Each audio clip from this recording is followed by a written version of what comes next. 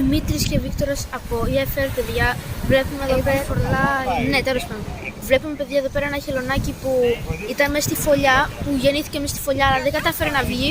Το ξεθάψανε από Ναι, τη γη. και είναι ζωντανό, παιδιά. Και δεν φαίνεται να κουνιέται, όμως Ήταν σε λίγο 90 θα μέρες. αρχίσει. Ήταν 90 Να το, μέρες. να το. Ένας, Κουνιέται. παιδιά. Για ζούμε.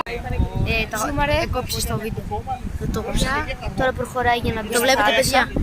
Έχουμε κάνει ολόκληρη διαδρομή. Ναι, το Είμαστε- μετακινήσαμε λίγο στη διαδρομή. Είμαστε στο Σταυρό Χανίων. Έχουμε κάνει ένα ίδιο βίντεο στο άλλο κανάλι, το Bio for Life.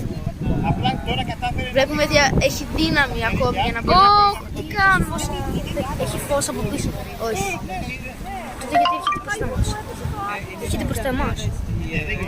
Γιατί εμείς είμαστε καλοί άνθρωποι. Για αυτό. Τον μας κοιτάει κάπως περίεργα. Παιδιά, να το. Το βίντεο θα είναι βίντεο, δεν θα είναι short.